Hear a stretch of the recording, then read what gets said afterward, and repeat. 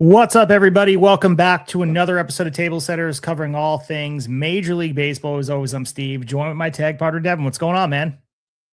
What's up? What's up, everybody? Welcome back. Welcome really to the first edition of a Tablesetters umbrella, but we're going with Rotosetters here as our fantasy baseball episodes. We've talked about fantasy baseball plenty before. We've had fantasy baseball guests. We've talked about it mixed into our episodes. But similar to what we just did a couple days ago, kind of divvying up some of our topics. With college baseball, we now have Tablesetters University, where we kind of fall under a smaller umbrella for college-specific episodes.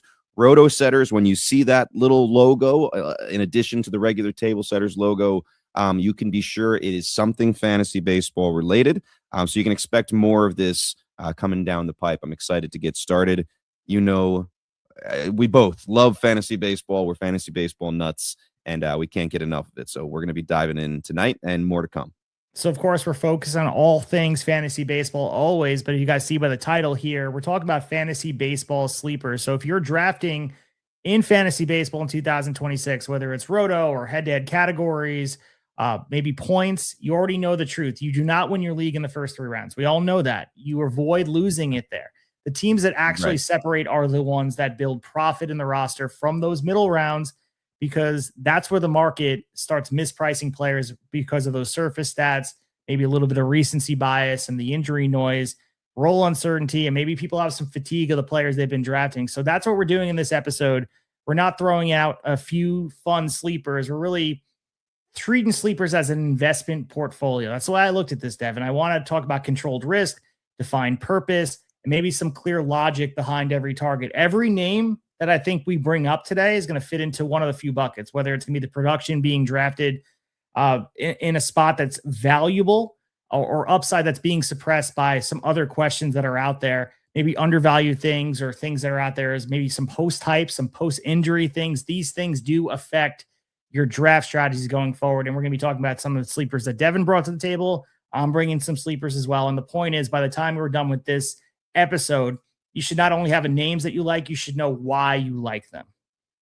Yeah, and I think Steve and I will go and explain why we're saying that these guys fall under the sleepers category, because this whole sleeper thing, I talked about this with Chris Welsh when he was on as our guest, and he talked about this in one of his episodes of In This League with his co-host Bogman. So I don't want to rehash their entire conversation because they did a really good job of it, but he really hit the nail on the head. And I asked him about like the term sleeper is a little bit outdated and harder to define now. When you first started playing fantasy sports, if you're our age and you've been playing for, I don't know, how long have we been playing now, Steve? 20 years, 25 years? Over 20 years. I mean, our fantasy football league's 22 years old at this point. So we've been around for a while.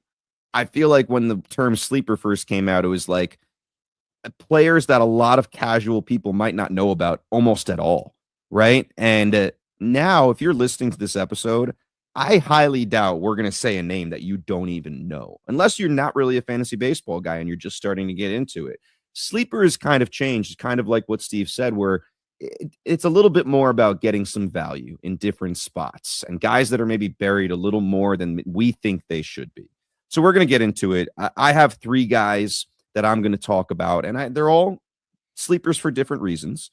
And Steve has three guys as well. We each also have an additional honorable mention. So really 4 guys each, 8 guys total. And I mean, there's way more where that came from. There's certainly way more than 8 sleepers. But we're gonna give you a little dosage today. So I'll get started here. And Steve, after I give my reasoning for these guys, I want you to tell me if you're buying what I'm selling or if you're a little bit on the fence. And I want you to be honest about it. Don't just say you're buying everything I'm selling if that's not truly how you feel. Because everyone kind of sees these things differently. So the guy I'm going to start out with is one Teoscar Hernandez. Teo, as they call him in LA.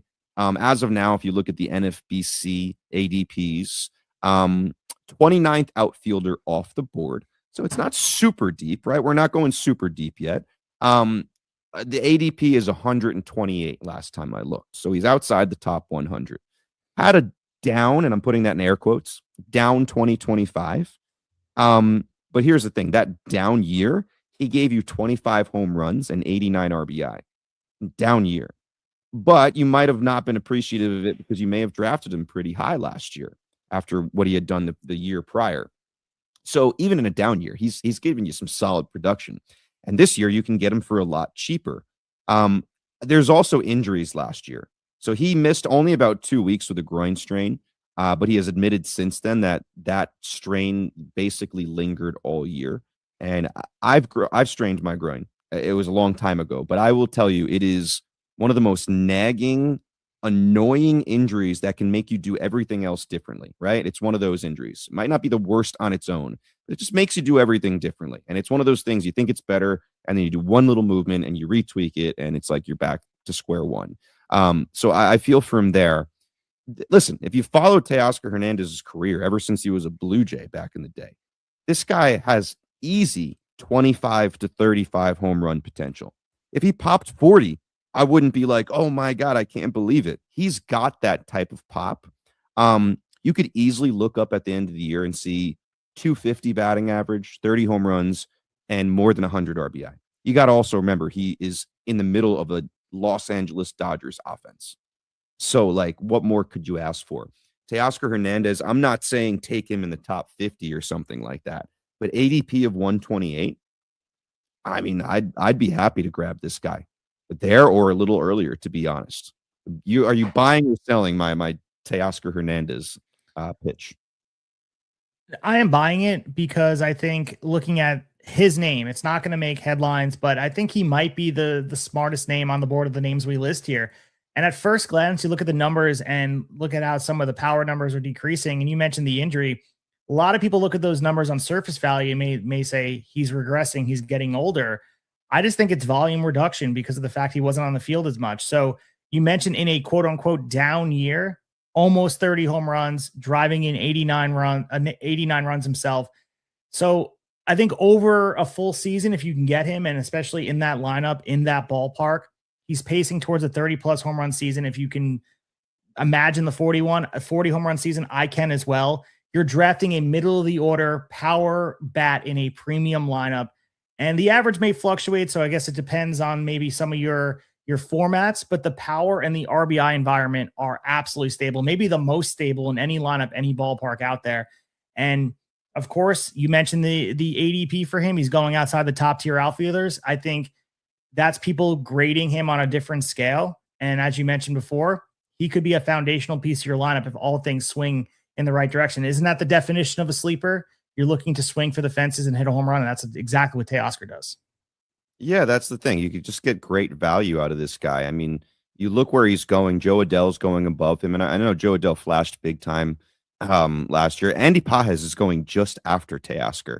I don't know, man. I'm taking Teoscar or way higher than Andy Pages any given day. There's other guys out there as well we can talk about, but I mean, even an O'Neal Cruz, which again is still a potential play, right? And he's got speed too.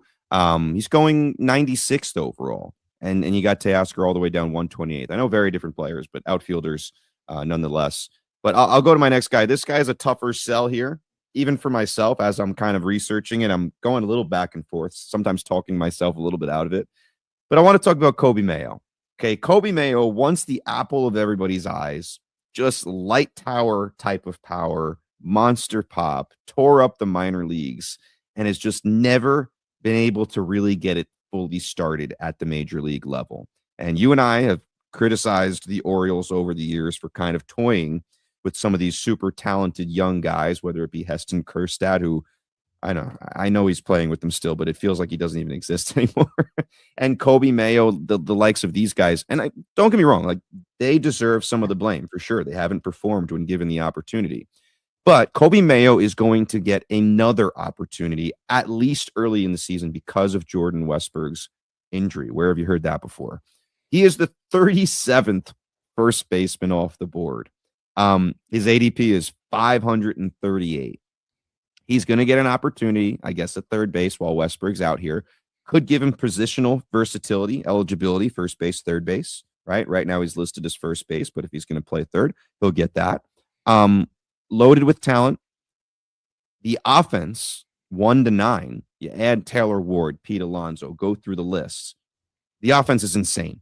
So, like, he's not going to have the pressure that maybe he had when he first came up. He could be towards the bottom of the lineup and just do his thing. Very much post hype. So some of the eyeballs are a little bit off him. He's gone through his struggles. K percentage is going to be an issue. So again, depending on what kind of league you're playing in, this might be a no-go for you if you think that's going to factor in big. But taking a flyer here, and that's all I'm saying. I'm not saying reach for this dude. You could basically get him for free. Last round of the draft, like if you have a spot open, you could get this dude very, very, very late. Obviously, the biggest question, and I think the thing that gives everybody pause is, okay, like I can buy that, but what happens when Westberg is back? That one I don't have a big excuse for, and is why I wouldn't reach super high for him, or even much higher at all than where his ADP is. But if you can get him at the end of the draft, he might help you in the power department at the very least for the first month or two. And if we're being honest, Westberg has not shown he can stay in the lineup. So this may not be his only opportunity. And if he tears it up, they'll find time for him. Yeah, I think my biggest pause about taking on Kobe Mayo is the strikeout volatility and the 217 average. It's ugly for sure. But if I want to make the case for you, if I am employed as your lawyer and to defend you, Devin, 85 games, 263 at bats. He hit 27 home runs. That's 27 home runs and 263 at bats. You start putting those numbers, carrying the one here, et cetera, over a full season pace, you're staring at 40 plus home run potential. So the batting average stability, it does give me some question. Again, format wise, he could sink you on any given week as far as those categories go. But if you're looking at maybe even marginally, some of the contact rate ticks up, you're suddenly holding one of the most powerful corner infield bats in fantasy at a really suppressed cost. So that's some upside you can't deny. You mentioned before, you possibly could get him on the free agent wire after the draft ends. That's how low he's going at this point. Unless you have a very diehard Orioles fan in the thing that really feels like he's going to take the next step. It's honestly not it's not going to be one of those things where it's going to be overnight where he becomes the best player in baseball. That's not what Devin's saying. We're taking a risk here. There is a lot out there as far as like episodes that are going. And one of the frustrating parts, not to stand on a soapbox, but one of the things that frustrates me when you listen to other fantasy baseball content, when they say they have a sleeper for you, everyone that's playing fantasy baseball at a high competitive level knows pretty much the player pool like the back of their hand. So it's about finding value where you're picking up this guy of everyone else thinks he's not going to be the player. If you can find the gem, that's how leagues are won. So you're not drafting safe all the time. You have to take some risk. And by taking Kobe Mayo, there's pretty much no risk at the end of the draft. So why not just hold him on your bench and just put him out there while Westberg is hurt? That's all I'm saying. That's really all I'm saying. And if you can't get him that late because someone else grabbed him earlier, so be it. I'm just saying if he's there at the end, you could do worse, in my opinion. And if it doesn't work out, if Westberg comes back and Mayo barely plays, you let him go. You fill him with someone else from the waiver wire if you have to. But I just realized I lied at the top of the episode. I think I said we each had 3 and then an honorable mention, totaling 4 each, 8 total. We actually have 4 and then an honorable mention each. So 5 total each, 10 total combined. And this, I don't know if you put yours in order of how much you liked each. I did not. So Kobe Mayo being my second one does not mean he's my second favorite. In fact, these next 2 I like better, to be honest. I just want to put that out there. All right. David Peterson is my next one. He's the only pitcher I put on here. Maybe it's a little bit of a homer pick. I am a Mets fan, but I also watch him a lot. So there, you could say that. I feel like I know what I'm talking about with David Peterson. 147th pitcher off the board. That includes relief pitchers. Okay, so relief and starters. ADP of 450. I think a lot of this, why he is pretty far down, is because he was really bad the last couple months of the season. Before that, the season last year before those last 2 months was pretty solid. And the full season before that was really, really good. He has turned a corner since he had his hip surgery a couple years ago. Different dude.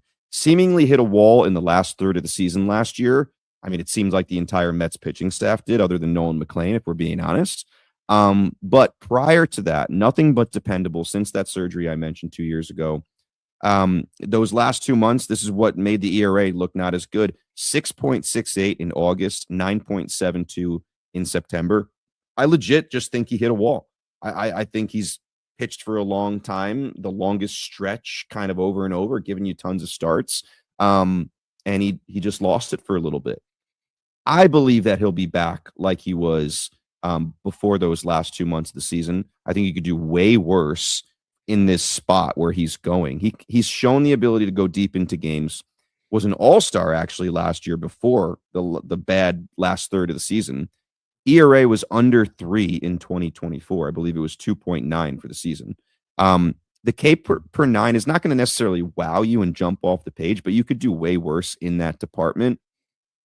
Even this is similar to what I said earlier about Teoscar in a down year, quote unquote. Even with those last 2 terrible months, he ended up with a 4.22 ERA. Not terrible, not going to kill you. And that's with 2 really, really, really bad months. So I feel like that puts it in perspective. He finished as the 34th best pitcher in points leagues last year. So I know a lot of times, it's called Rotosetters. You're tuning in. A lot of people are probably thinking about categories or Roto.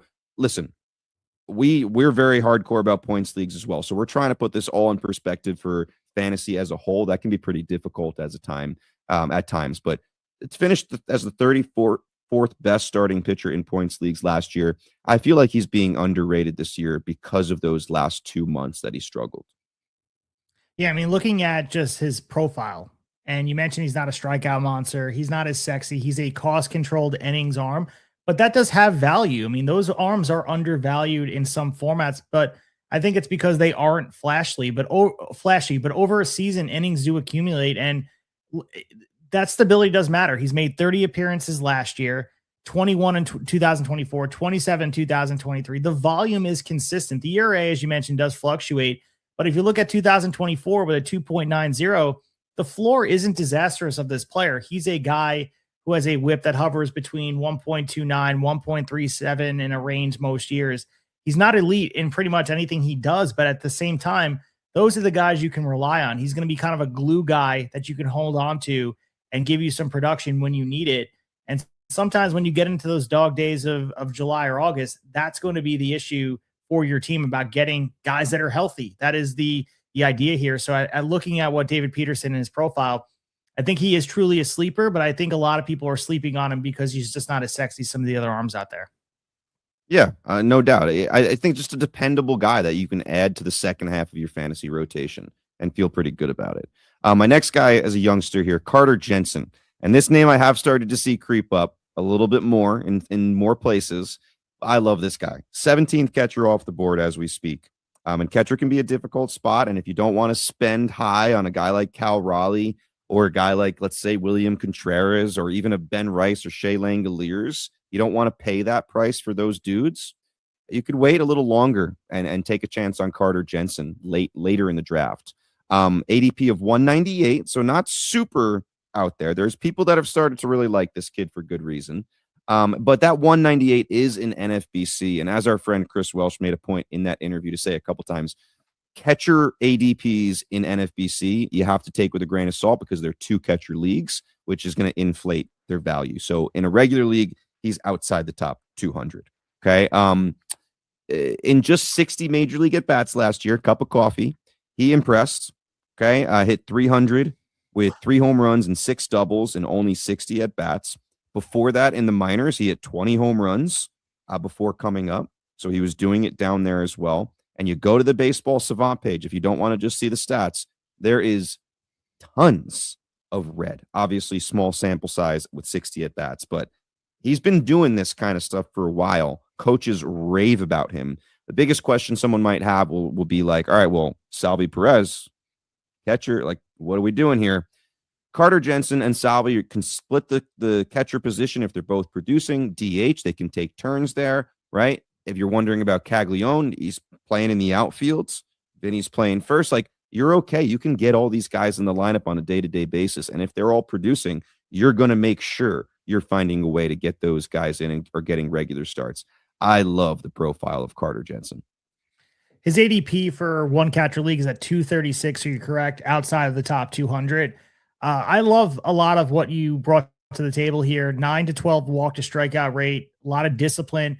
And at catcher, if you're looking at drafting catchers, you're usually choosing between some average drain or power drain. Jensen kind of offers a pathway at the highest level to a 5 category contribution at a really thin position. So at the very least, you're taking a risk that might pay off. even if he settles into something like 18 to 22 home runs with the playable average, that's an advantage with an ADP of 200 plus. I think that's where leagues quietly swing. And looking at the brief sample size, you're taking a swing with a guy who in the minors, double A, triple A, the power's there.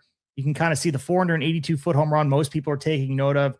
It's not just like cheap fence scraping type of power. This is a guy who can go out there and do it on a consistent basis. So I absolutely love Carter Jensen as well. He's a guy that I wouldn't be surprised that as drafts continue to go on, that his ADP kind of climbs even in one catcher leagues.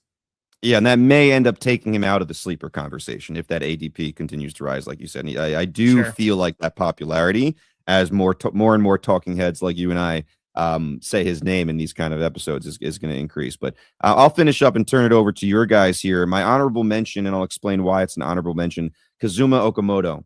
And I've felt this way about him for a while. A pure hitter who can do a little bit of everything except stolen bases. Not going to do that, but he's in a fantastic offense as well. So similar to Teoscar, who we talked about earlier, in a potent offense, he can do a little bit of everything, rip some home runs, hit a bunch of doubles.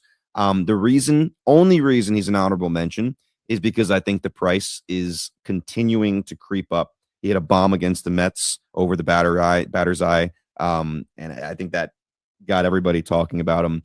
But like, he wasn't going very high until recently. It's creeping up. He's been taken recently as high as 74th overall in NFBC leagues recently. That's just showing the top range. So the earliest I've seen him taken is 74th. But if we look at the history here to break it down from January 25th, so we're talking very early in fantasy land, January 25th to February 7th, his ADP was 228. The range of where he was taken in these leagues was anywhere from between 160 to 276. And he was just the 17th third baseman off the board. So at that time, you're like, sleeper, absolute sleeper. Then if we fast forward from February 8th to now, his ADP is 215. So it went from 228 to 215, 13 spots higher. And he became the 16th third baseman off the board in that time. So it creeped up a little bit, but not too much. If you look at just this week alone, as spring training games have gotten started, the ADP is now up to 209 just in this week, right? And that's up from now 228, 215, 209, steadily kind of moving up the board. 15th third baseman off the board, starting to jump the likes of Isaac Paredes, Caleb Durbin, Max Muncy, who I almost actually put in this conversation, Jordan Westberg, who's hurt, Carlos Correa, Alec Boehm. He's now starting to jump over those guys. So the reason I just put him in the honorable mention is because, he might be falling out of the sleeper conversation if he continues to creep up the board. Yeah, he's arguably the most fascinating player in fantasy baseball right now because you look at 2025, the elbow injury, 33 walks, 33 strikeouts, the balance we saw from him, and also it's the translation coming over from MPB. He was a 30-plus home run guy there. I don't know if everyone's projecting that power from him here. You mentioned them watching him in spring training doing what he did. So maybe some people are looking at like maybe he can hit major league pitching at the same rate. But there's going to be an adjustment risk for him, of course, with Okamoto. And but the foundation's there. He's an exciting player. You mentioned the lineup. I do believe there is a player that as time goes on, maybe he refines himself. There's not a lot of pressure on him in that lineup because he's not the guy. He doesn't have to be the guy. I'm sure there'll be nights he carries that lineup and does what he does, but it's not like he's being expected with the pressure of a lot of superstar players. He's kind of fitting in as a role player in that situation. So the question isn't raw skill. It's going to be how it translates. For sure. And like, I hear the power thing. Like, can he do what he did in MPB, 30 home run guy? Like, the other side of it is we've talked at length on this podcast about the dead ball issues in Japan. Like, if this ball is easier to hit out, like, don't be shocked if you look up and see him get to his 30 home run number. I'm excited to see what he does. I think it's going to be interesting to watch that journey. So moving on to my sleepers here, I'm going to begin with a pitcher. It's Jacob Lopez, because I think he represents maybe the clearest example of being misaligned with surface level results, because there's a lot of stories and around baseball, developmental at least, around them that's fascinating. Because you look at 2025 for Jacob Lopez, he finished with a 4.08 earned run average, of course, 92.2 innings for the Athletics. And that's a number that if you look at a lot of fantasy managers, they're going to look at that on the surface and say, He's going to be drafted outside the top 300 overall, maybe outside the top 90 starting pitchers in many formats because of those numbers. But earn run average without context to me, as you know this as well, is incomplete, because when you move beyond the ERA column for him, you look at Jacob Lopez, and I think he's a really compelling player. He struck out 113 batters in those 92.2 innings, which translates to a 28.3% strikeout rate, ranked in the 85th percentile among major league pitchers. Over a larger 84.2 inning sample size of that season, his strikeout rate climbed to 28.9%, eighth among pitchers with at least 80 innings. And he struck out a higher percentage of hitters than Paul Skeens, Jacob deGrom, and Spencer Strider during that stretch. So I don't think that's a fluke. That shows where the ceiling might be. Baseball Savant, which is a tool everyone loves to use, I think it's very valuable to kind of place it in the portfolio of some of these players. If they place him in 95th percentile in hard hit rate allowed and the 94th percentile in average exit velocity allowed. The expected batting average was 211, ranking in the 82nd percentile. The barrel rate suppression ranked in the 82nd percentile as well. His expected earned run average, we had mentioned before, 4.08. That it actually happened. It was actually a couple ticks less, 3.64. There's a very short list of starters who combine a 28% or better strikeout rate with a sub 88 mile per hour average exit velocity. And that list includes Paul Skeens, Tara Skubal, Hunter Brown, Zach Wheeler, Garrett Crochet, Chris Sale, and Jacob Lopez. That's elite company. So looking at where he's surrounding himself to, this is a guy that is so intriguing to me. He's not overpowering hitters with velocity. So if you look at some of the stuff, his fastball average is 90.7 miles per hour. By traditional stuff models, there's nothing visually intimidating about what he brings to the table as far as arsenal goes. But you look at the extension, 7.2 feet. That's the 95th percentile, effectively shortened the distance to home plate and created perceived velocity. And I think that's the real separator. Delivery is confusing. It's different.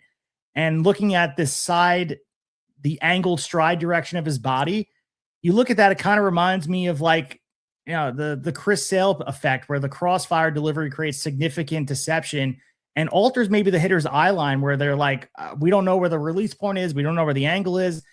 And again, Chris Sale is like, you look at what he's able to do as far as pure stuff grades for years. Chris Sale has always outperformed that, because I think there's a level of confusion about where the ball comes out of his hands. So watching Lopez, I mean, the hitters have to honor the slider, the four-seam fastball. You look at the 31.5% called strike rate against left-handed hitters, the highest among pitchers with at least 100 four-seamers thrown in that split. There's a lot of numbers I love here. Pitching Ninja breaks down a lot of the timelines for him. His most dominant stretch in 2025 was a 3-start heater in June that I kind of pinpointed. He posted a 32% strikeout rate while allowing just one run over 19 innings. So this is a guy that maybe I'm working myself up into a shoot here, but I think this guy could actually take the next step. The one thing, and I know you're going to say it back to me, is the home games played in Sacramento. That bothers me. But at the same time, this is a pitcher that he's just turning 28 before the 2026 season begins. He's a player that, we could see regression towards the expected indicators over 150 inning workload, but seeing what he could be has me intrigued. And that's the definition of a sleeper. Yeah, I mean, you sold me here on this. And as you're talking, I'm like scrolling through his Savant page. He's confusing. This is a confusing player, dude. Like, you're looking at the fastball velo. It's not good, right? You're looking at the chase percentage. It's mediocre. But then the whiff percentage and K percentage are really good. The walk percentage isn't great. Like, there's a lot of things that work against him, but the results are pretty solid. Like some of the softer contact, but then the hard hit percentage, 94th percentile. So that's what he's doing well. But the K percentage is also up. When you look at the run value of the different types of pitches, fastball run value is not good. Off-speed run value is not good. He's getting it done with the breaking run value. The breaking pitches are his bread and butter. So you named it. The biggest concern is the ballpark. And then you look at the sample size. Okay, 2023, he threw 12 innings in the bigs. 2024, he threw 10 innings in the bigs. You throw those 2 years out. You have to look at last year, and it's still only 92 2/3. I did have Lopez for a little bit last year, and he was one of those guys I picked up, had him for a couple starts, did well for me, and then I threw him back, and I ended up regretting it because he had a couple big starts after that could have helped me. So he was impressive last year. The ERA 4.08, and the expected ERA actually better, 3.64. So he's not one of those guys where it's like, hey, he got super, super lucky according to the expected ERA. So there is a lot to like. The extension is a really, really good point that a lot of people wouldn't pay attention to. I mean, the ground ball rate is also terrible. Sometimes these guys that don't have overpowering stuff, it's like, well, he gets a lot of ground balls. No, he's in the second percentile in ground ball percentage, but so he is a fascinating case. I do wonder what he ends up looking like over a full season in that minor league ballpark, in that heat. And if guys start sitting on the fastball, try to ignore the breaking stuff, which is easier said than done, maybe he's more of a mid-fours guy and might not be as likable. But again, if we look at, we're talking about value here. The NFBC leagues, the ADP is 460 right now. So, I mean, again, you don't have to spend too high on them if you're going by that. Yeah, I mean, the risk is always going to be health, as you mentioned. We haven't had a large sample size. And as we mentioned before, the long-term sustainability of that deception. Can he continue to confuse people? The reward for everybody out there, if he's able to kind of achieve the things we're looking for, is a mid-rotation fantasy starter at a replacement level cost. So that is what a sleeper is. I think he could be some guy that could win you a couple weeks if he's out there doing his thing, but he's got to stay on the field. But I'm going to pivot over here to some guy that you have rostered for quite some time at this point.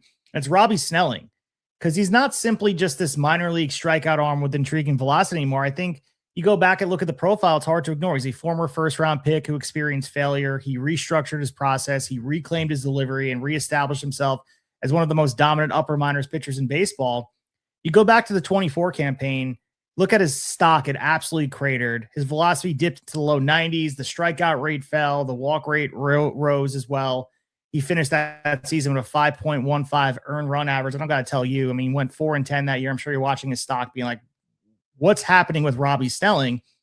He moved around the rubber. The arm slot was altered. The breaking ball shape was tinkered with. Again, all these things trying to figure it out. And I think the result was Robbie Snelling was disconnected from his own delivery. And that offseason, you kind of follow through figuring out what it was. And Snelling went to the Maven baseball lab in Atlanta. He rebuilt everything about what he was able to do. He returned to the first base side of the rubber, the location where he previously thrived. He restored his natural arm slot. He started to simplify what he was doing. And the results were pretty dramatic, because you look at 2025 across AA and AAA, he threw 136 innings, struck out 166 batters, posted a 2.51 ERA. His 23.2% strikeout minus walk rate ranked fourth in all of minor league baseball. His velocity rebounded to 93 to 96 miles per hour. And he was touching 100 at some points as well. His command sharpened, his fastball regained life. And I look at the AAA starts, 11 in AAA Jacksonville. He went 6-2 with a 1.27 ERA, striking out 81 batters in 63.2 innings. He posted a 0.98 whip. And I think that's a guy that everyone expected him to be. And again, I can't help but look at spring training. I know it's recency bias, but he faced Marcus Semien, Juan Soto, and Bo Bichette in a Grapefruit League debut. He retired all three on just 10 pitches, 6 of which were strikes. And yeah, 1 inning, of course. It's spring training. Semien, Soto, Bichette, they're all trying to get their legs under them. But I mean, the velocity, the poise, the strike throwing, it felt like he had confidence there, attacking the zone. He didn't pitch scared. So that was cool. I like that from him. And I'm looking at the projection for him. He's projecting for the fastball, the slider, and a changeup, all great, at least average offering. So you look at control projecting above average. He's not this raw arm with like some scatter shot command. If you actually look at the player he was in AAA at the end of the year, he's a structured prospect with mid-rotation upside and a high floor. I know everyone's stuck on 2024 and they can't get out of their head, but Robbie Snelling is being drafted between pick 350 and 450 overall, essentially a guy you're just kind of taking a reserve stash flyer on. But Miami's rotation, let's not forget the turnover of that rotation. Even if open day for his role is not guaranteed, the path does exist. And they show they trusted him too, to put him in that spot too, in the Grapefruit League debut. If he secures even 140 innings at the major league level, a conservative projection of 150 to 160 strikeouts with an ERA in the mid-3 is entirely reasonable. I think it's a player that is so compelling. The trajectory is a story in its own right. It's not even just a fantasy baseball thing. It's a human story. He failed. He recalibrated. He restored his delivery where he easily could have said, that's it. I'm not playing baseball anymore. To be where he was, to fall to where he went to, and then to get back up to this level, that arc does matter when you project some sustainability. I think he's a different pitcher at this point. And let's not forget, Miami kind of needs him at this point. Yeah, I mean, they traded away Ryan Weathers and they traded away Edward Cabrera. Everyone thought they'd trade one pitcher away. When they did the second, I mean, everyone was like, "Oh, Robbie Snelling's stock just went up." You mentioned it; he was an absolute stud in AAA last year when he got called up there. Came over to the Marlins in the Tanner Scott deal a couple of years ago. And the one thing you got to love is that the Marlins. You can talk about different things with the Marlins and problems they've had and all that kind of stuff, but the one thing they've done well for a very long time is be able to create pitchers, right? Young, electric pitchers. So you got to like where he is as far as the franchise for him specifically. I like Snelling a lot. I think he will get an opportunity. I don't know if it'll be coming out of the gate. I think the one hole, and not necessarily a hole that I'm poking here, but I think maybe some of our listeners are probably thinking, wait, Robbie Snelling's not a sleeper. He's a guy that I think it depends on the league. Like we've said a few times, if you're talking dynasty league, I don't think Robbie Snelling's a sleeper. I think people are taking him pretty high. I think what you're saying, and you can correct me if I'm wrong, is if we're talking about a redraft league, there's a lot of people, if it's just a traditional redraft, they're thinking like, listen, I like this guy, I like his profile, but I don't know how many innings I'm getting out of him. So I kind of need to wait and see if he's going to be on the team and maybe take him late. That way it doesn't hurt if he's not on the team for a few months. So yes, in redraft leagues, I certainly could see him being a sleeper with the ADPs you mentioned. In Dynasty, I'm sure he's one of the pitchers that is going pretty high with someone thinking about using him for the next 5 to 10 years. 100%. Yeah, doing the redraft piece here, that's pretty much my perspective. I agree. There's some of these players in this list that are already rostered. If you're in a Dynasty league, these guys are locked up and sewn up. You're not going to have to be able to sniff them unless you offer a trade. But as far as redraft goes, all bets are off as far as where he's going to go. And I think at some point, middle of this season, his value is going to rise if he gets the opportunity. Let's mention another player here that might be a true sleeper and the purest injury discount bet in the entire profile that I put out here is Spencer Arrighetti. And, I love Spencer Arrighetti. And I think there's been moments where he's been a guy that everyone's leaned on. If you play the streaming game, Arrighetti's certainly been on everyone's roster at some point. If you look at his 2025 stat line, I think you can immediately understand why he's falling past pick 400 in many drafts. 5.35 ERA across 7 starts, 12.8% walk rate, elevated hard contact, a season that just was not great, disjointed, unfinished. But that evaluation, if you're looking at him, I mean, Spencer Arrighetti, we mentioned the injury piece. It wasn't a regression in ability. I think it was by circumstance. After opening the season with 6 strong innings of 1-run baseball, he made one additional April start before suffering a freak injury where he was struck by a line drive during batting practice, fractured his right thumb. He did not return until August. He made 5 starts, and in 3 of those 5, he allowed 2 runs or fewer. Then elbow inflammation shut him down for September. 7 starts. 7 starts are not a evaluative sample of a starting pitcher. To understand Arrighetti and all the true value you might be getting with them, you have to expand the lens back to 2024. And I think particularly it might be just like, maybe I'm trying to cherry pick stats, but if you look at the second half of 2024, over 145 innings that season, he struck out 171 batters. And I think that demonstrated the swing and miss stuff that you're looking for in a pitching staff. And after a rough introduction to the league, I think he stabilized, he surged. You look at the final 14 outings of that season, he posted a 3.08 ERA. In August alone, you want to even pinpoint that, he ran a 1.95 ERA with 47 strikeouts. He was named American League Rookie of the Month. So I think this is a guy who can show that he can do these things. Looking at the curveball in 2024, that's kind of what I want him to go back to, because we're watching him lean on the curveball in 24. Opponents hit just 171 against it. The expected batting average was even lower, 155 expected batting average. It generated a lot of weak contact and it disrupted a lot of timing. His cutter produced a +5 run value, which was the best mark among his pitch mix. These are not fringe secondary offerings. These are legitimate weapons when he's right.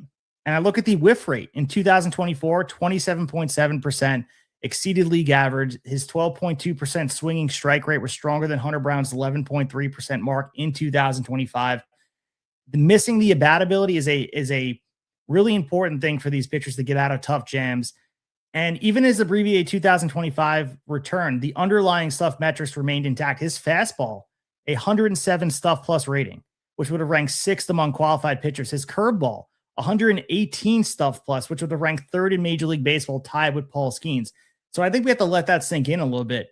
A pitch grade that is alongside Paul Skeens. So the issue really has never been lack of raw stuff. I think we all know that as baseball fans. seeing him right. The issue has really been the health interruptions and the command consistency. In the 2025, the walk rate was an issue.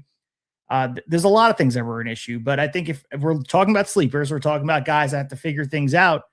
This is a guy that could figure it out and be a guy that could be someone you lean on deep into the season. So if 2026, let's just say he logs 150 innings, a realistic workload for a full return season, a projection of 175 strikeouts with an ERA in the 3.7 to 4.00 range.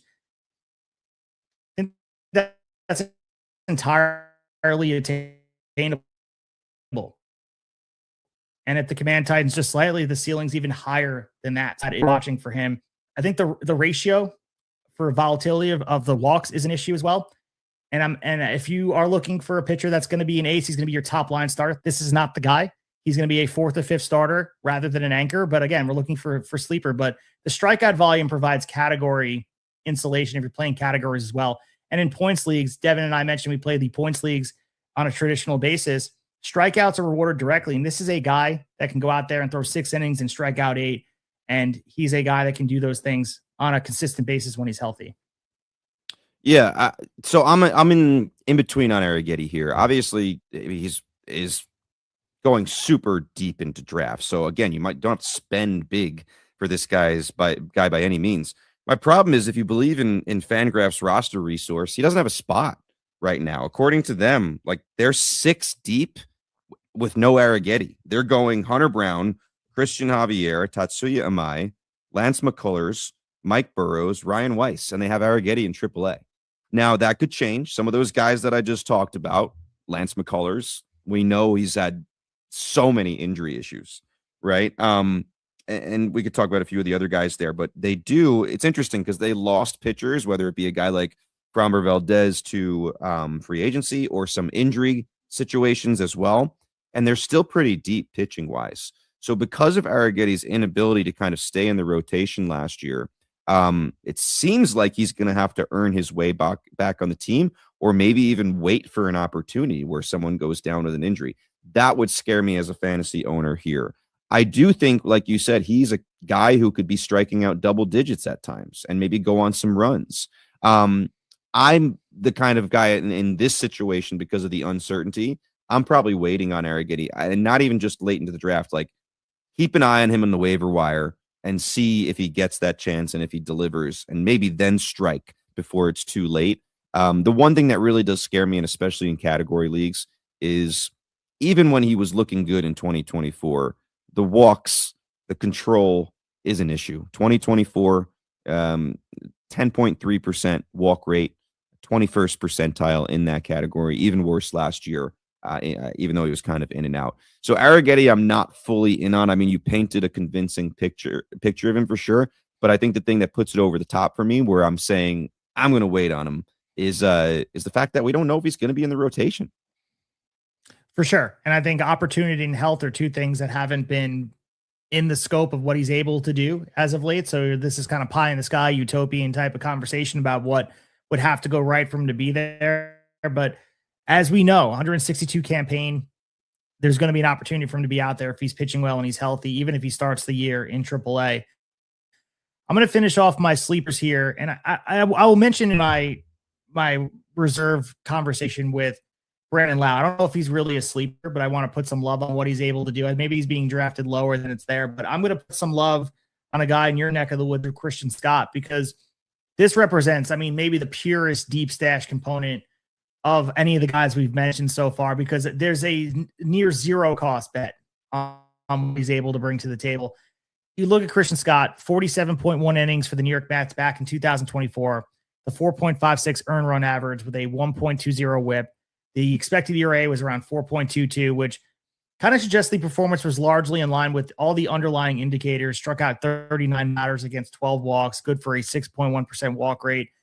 The strikeout rate was not elite, 19.8%. He allowed 10.5% barrel rate. And then came the setback, of course. So he was shut down. If you guys are familiar with Christian Scott's story, he was shut down after 9 starts due to a partially torn ulnar collateral ligament, underwent Tommy John surgery with an internal brace in September of 24. He missed the entire 25 campaign. Now entering 2026, By all reports, he is healthy. Reports coming from spring training is that he's been throwing live bullpens without any restrictions. He's touching 95 miles per hour, flashing maybe a little bit of an improvement on the cutter, a pitch that he added specifically to combat left-handed hitters, which was a challenge for him back in 24. Generated more contact ball, ground ball contact. The cutter is really not cosmetic. It is a developmental response to a weakness he recognized. If you look at his profile too, like again, I went back and looking at some of the things in the quotes when he was first in the system with the Mets. He's always been confident. You look at some quotes from him. He's a guy, even during his 24 debut, he demonstrated a lot of poise for him.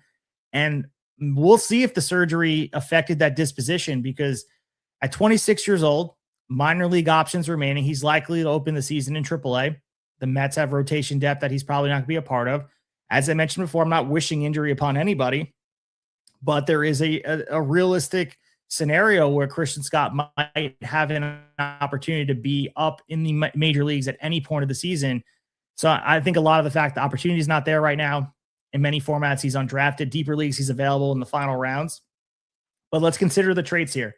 94 to 95 mile per hour fastball, the extension, above average control, developing cutter to improve platoon splits, and the post-surgery health confirmation.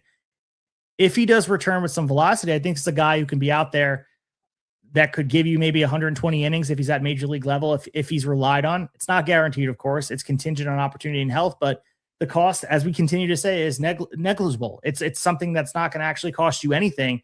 In Roto leagues, pop him in the reserve staff.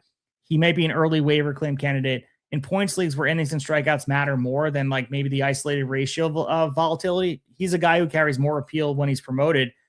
He's not going to be a player you build around, of course, but he's a guy who caught my eye, especially that he's healthy. And the Mets, as we know, are going to be relying on a lot of arms. And I'm not wishing injury on anyone, but he's a guy you may see in major leagues sometime during the year. Yeah, you got to remember, us Mets fans, before all the excitement about the Nolan McLeans and Jonah Tongs of the world, and throw Brandon Sproat in there. I know he's not with the Mets anymore. Before those three, we were all excited about the young arm of Christian Scott. And when he came up, you mentioned it was a mixed bag, but like when he looked good, he looked really good. You could see like, all right, he's not there yet, but this guy's got like top of the rotation stuff, potential. The K rate, like you mentioned, I believe in his major league experience was only about 19%. But if you look at some of the rates in AAA and things like that, it was higher. I think his ceiling is higher than that. I will say, again, you mentioned it. The question is, how is he used by the Mets this year? By all accounts that I have read, he has looked electric, like better than he was in spring training so far. And he's just kind of scratching the surface of his comeback here. There's a part of me, obviously, you mentioned the potential for him to be used as depth and maybe be called up from AAA when needed. There's a small part of me, and I before Sproat was traded, and they traded for Peralta, I kind of thought, all right, one of these guys is going to be used in the bullpen because they have depth. You can talk about the quality and how high the quality of the Mets rotation is, but they have a lot of depth this year in starting pitching options. And I thought Brandon Sproat fit the profile of a back end of the bullpen type of guy just for this year. Not saying keeping him there for his career, but like let him break in by doing some of that. I thought he could be dominant in that role. Now that Sproat's gone, the other guy that I think could fit that profile, maybe just for this season and help in the bullpen, a la Michael Wacha when he began his career for the Cardinals and then obviously became a starter, Christian Scott.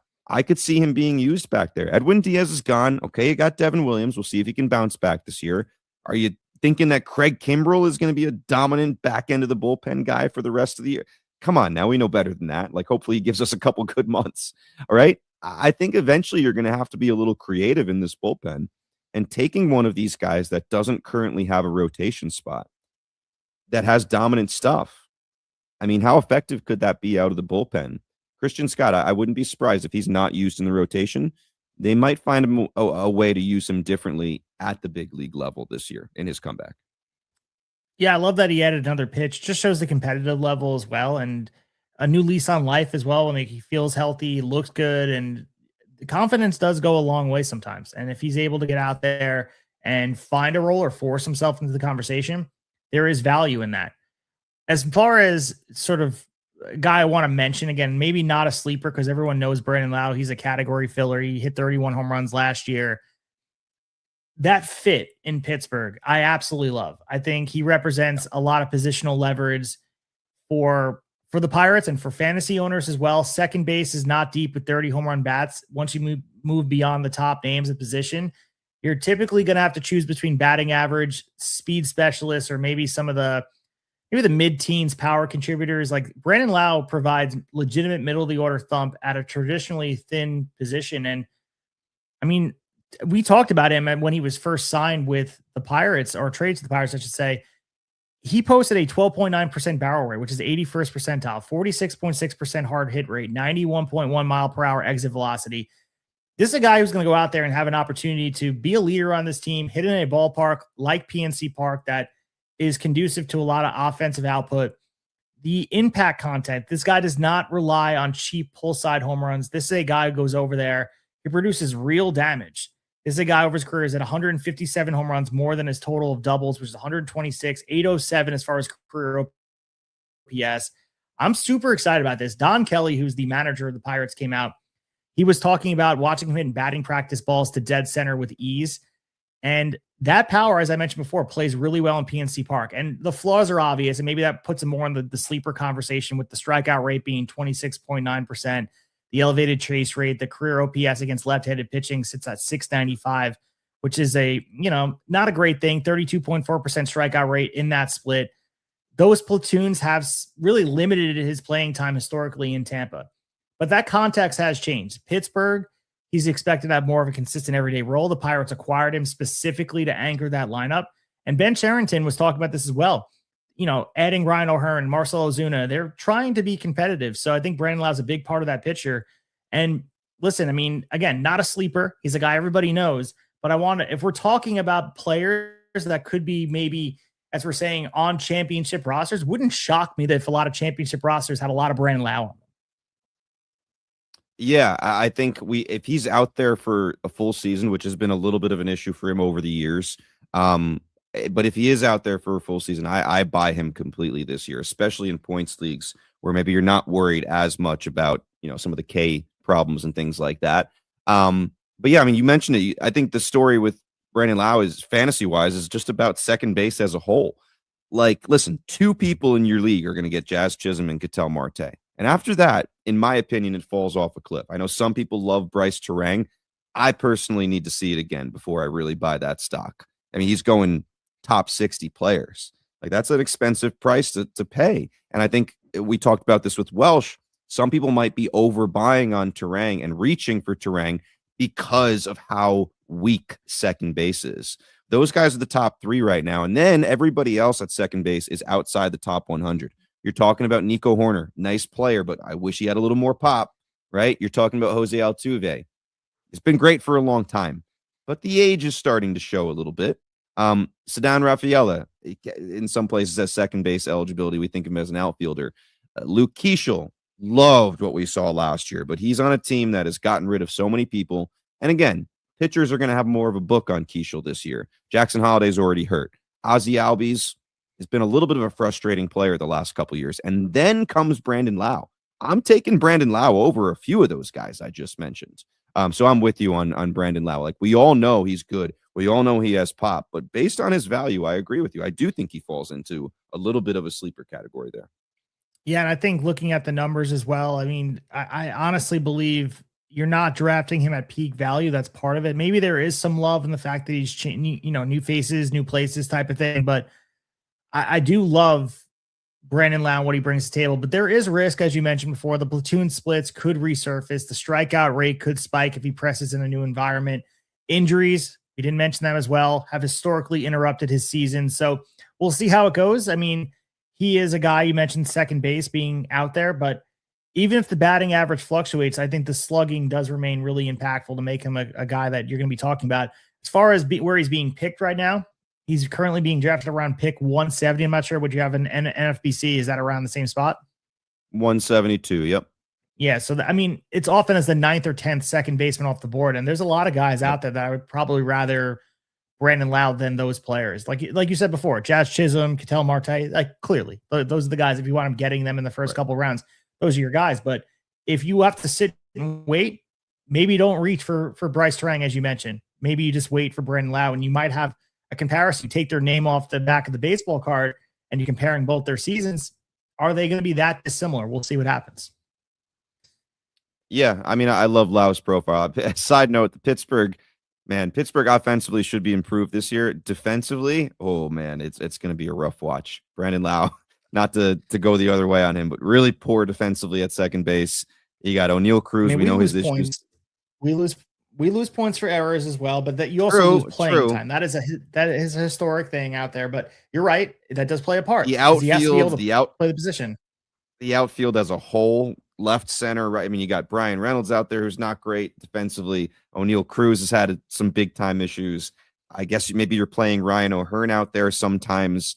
Not going to give you much on defense. I think it's going to be a rough go on defense, and they'll tell you we'll make up for it with improved offense, and we have this great pitching staff. But like, man, you have that great pitching staff. Don't you want a good defense behind you? So I know people are happy that they made some moves this year, but I think they ignored the defense a little bit. So hopefully by the end of this episode, you guys feel like we gave you some names to give you some clarity on what you were trying to buy at cost and how each of these profiles fit into maybe a different roster build for each of you guys out there, and where some of the inefficiencies currently exist in some of these draft rooms in 2026. We have our draft coming up in just under a month. I have Bruno's draft board being delivered to my doorstep. So we have, if you guys are not familiar, For the Fame Fantasy Baseball, that's kind of the birthing of Tablesetters, the baseball podcast. Is Devin and I would come on here and record podcasts for our fantasy baseball league. And we were able to really create this kind of immersive experience for everyone involved. Everyone enjoyed listening to it, or most people did. And the draft board is coming, and it's a big part of what we do. And I'm able to put all the keepers on it, and I take the picture of it, and I'll just spoil it right now and tell you guys what we put on it. So with the inclusion of some artificial intelligence, I was able to take Rob Manfred and take a picture of him and have him, I believe he's throwing money around. I forget exactly what I did, but it says 2026 For the Fame Fantasy Baseball, rock out before the lockout. So we're going to be out there. We're going to be out there supporting it, having a live draft, grabbing some food, hanging out with all the good guys in the draft, and looking forward to it. It's the best day of the year. So if you guys are in your fantasy baseball league, shoot us a message. Let us know what you guys do for your draft. Is it an event? Are you guys just drafting online? I want to know how all the rest of the leagues exist, and you should make it fun. If you are the commissioner of your fantasy baseball league, go out there and make it fun for everyone involved. You have the chance to make your league even better by doing a live draft and doing league outings, do things like that. Yeah, and our draft is late this year, man. It's just a few days before the season starts, and I'm just chomping at the bit. I mean, last year, I think we did our episode recapping our home league draft in early March. I think it was much earlier last year, and this year we'll have to wait on that. It'll be right before the season. But I got to say, man, anytime we talk about our league For the Fame, I'm looking behind me, and there's this giant hole. I know I've replaced it with other objects, but that shiny, beautiful gold belt that was here for years, I miss it very much, especially when I'm just looking over my shoulder in the camera here. I want it back. And so that the road to that starts now. I want that next year, when we're doing these kind of episodes, I need that gold belt right back there. So we hope you guys enjoyed listening to this version of Tablesetters that we're calling Rotosetters, and we're going to continue to give you guys fantasy baseball content as the season goes on. But as Devin mentioned before in our TSU first episode, we want to make sure we're giving the love appropriately. So we're going to be splitting them up throughout the season. Of course, we'll be back talking all things Major League Baseball. We're planning to go live post-game for some of these WBC games as well. I want to give you guys all the different angles of baseball. That's the beautiful part about it. We never took a rest in this offseason. We continue to give you guys content.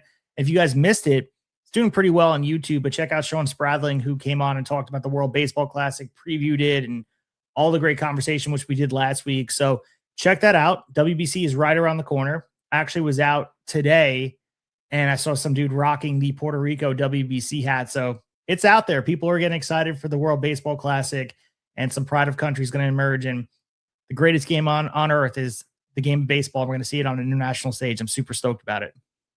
Yeah, man, I'm excited too. I had one of my students a couple weeks ago had a Puerto Rico WBC jersey on. And I complimented him, and he actually had. He clearly had no idea what I was talking about.